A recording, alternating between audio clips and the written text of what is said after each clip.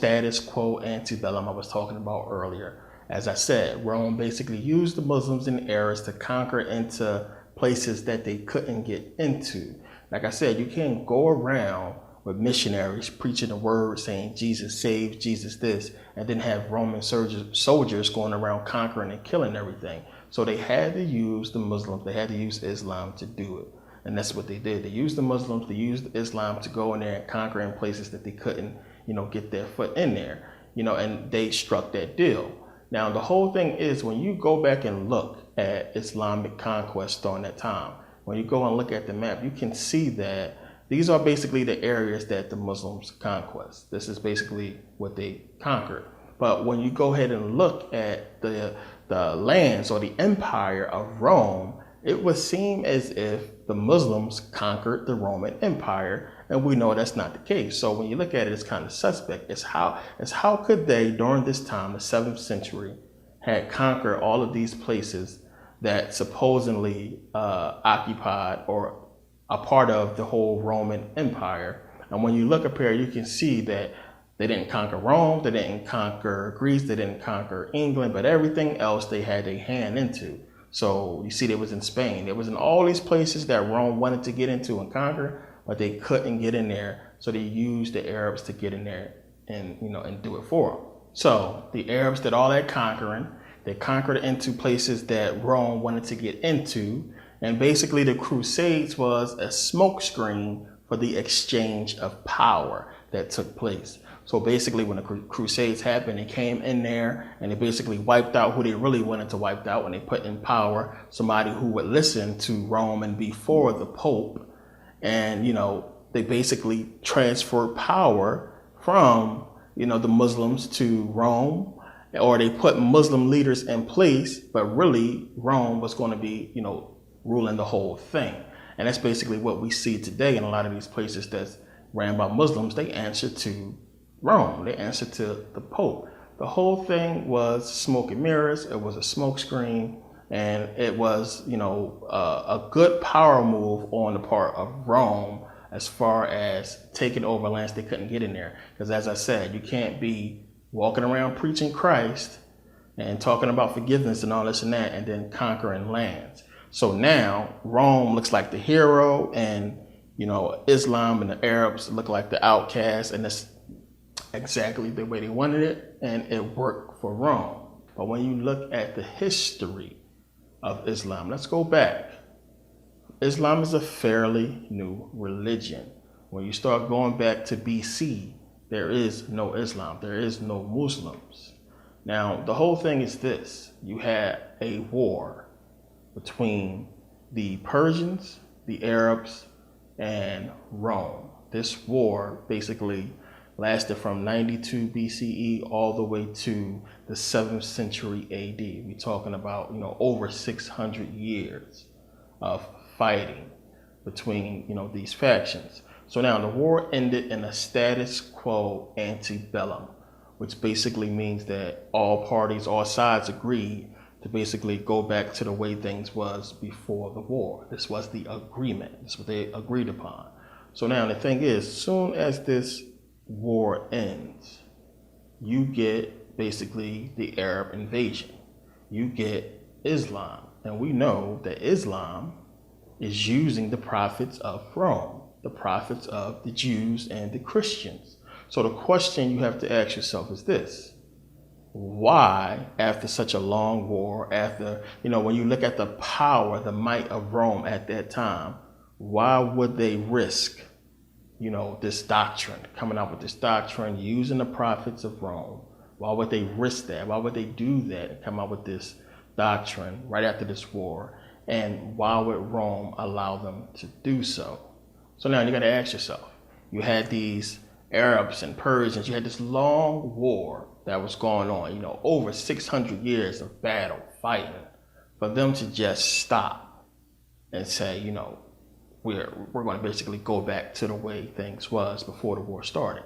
It doesn't make sense for them to just say, forget everybody who died, forget everybody who got injured, hundreds of years of war, forget about it. We're just going to go back to the way things was they obviously was fighting for something. And if you remember around this time, I mean, the Persians and the Arabs was on the move. They was conquering a lot, which makes more sense for this, whole status quo antebellum, or this whole war, really.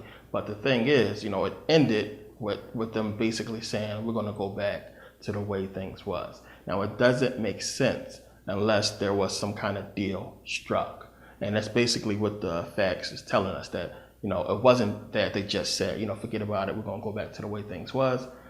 A deal was struck. They came together, made some kind of agreement that would allow them to come up, to basically use this doctrine to control the Arab people. Now, the reason why I say this is because, it's not a coincidence, everything that happened right after this war ended. You got to pay attention and look. You had, this whole war ends right in the early 7th century. We're talking 630s, 640s, and around that time. So you got to think, right after this war, you get the death of Muhammad, supposedly. You get the end of the Persian Empire. All this stuff is taking place right after this status quo antebellum. Death of Muhammad, end of the Persian Empire, the rise of the Arab Empire and Islam.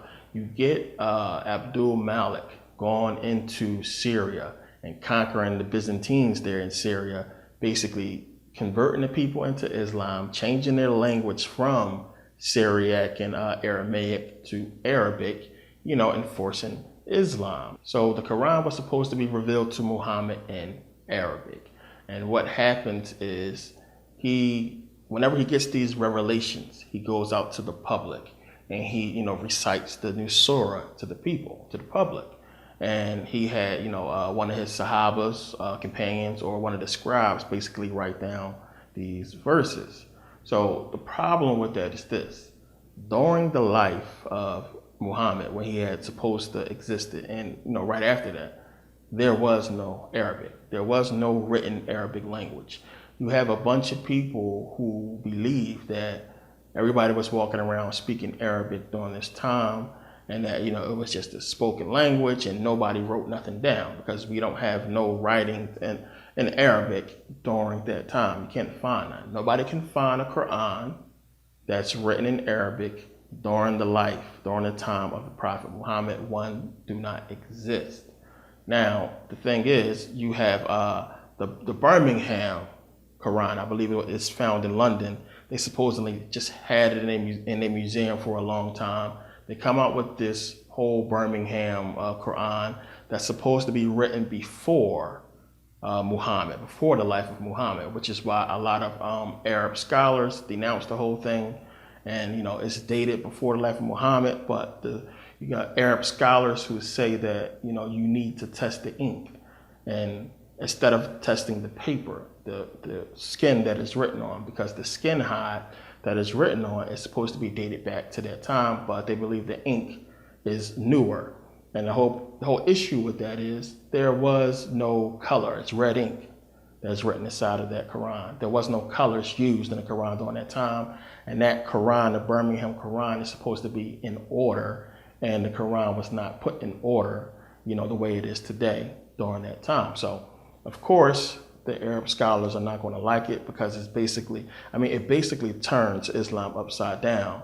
If you have a Quran that's basically written before Muhammad, where in the Quran we know today, everything starts with Muhammad. So that whole thing is suspect. But when you look at the earliest Qurans that we have, almost all of them is written in Kufic script. You can't find one that's in Arabic. So there is no Arabic language. Now, that alone should get most sane people to, sit back and, question Islam. So now let's think about this. God Almighty, who created the heavens, earth, the whole universe, but takes 23 years to give a man a message about a doctrine or a religion that he wants him to basically put out. 23 years. Then, on top of that, he allows Muhammad to basically die as soon as he finished giving him these revelations. Then allows another 60 to 70 years to pass before we get Islam. It doesn't fit.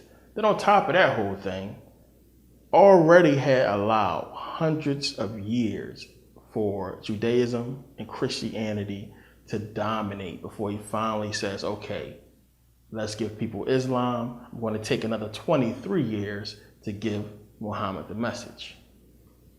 It doesn't fit. You have Abdul Malik go into Syria and force Arabic on the people. And as I pointed this out in the previous video that I did on Islam, there's a reason that he did that. The word Quran itself is a Christian Judeo meaning. Quran does not mean recite like most Muslims believe it does. It means Pentateuchal reader. If you take it back to its earliest language, the language that they spoke during that time, which was Syriac and Aramaic, it means Pentateuchal reader. Now it says here, some say Quran means recite. Not true. The word Quran means Pentateuchal reader when you go where the word originally came from, Syriac. Here it says, in Syriac, the word Quran is written Quran, meaning Pentateuchal reader. Now, the Pentateuch is basically the 5 books of Moses. It is Jewish religion. Quran also means lectionary. Take it back to Aramaic, Syriac, same thing. It means lectionary. Now, here's telling you, the book being a Syro-Aramaic lectionary with hymns and biblical abstracts created for use in Christian services. Now, a lectionary is basically like the sermon that the deacon prepared for church. Now, if you go and look at the Syriac Orthodox Church in Antioch, that church I was showing you earlier, if you look at the duties of the deacons, they have 6 duties. If you look at the 4th duty, it says Korayo. It means reader. Korayo sounds like Quran to me. Reader. This is where this stuff is coming from. I don't know how much more proof I need to show you people, but I got a lot more.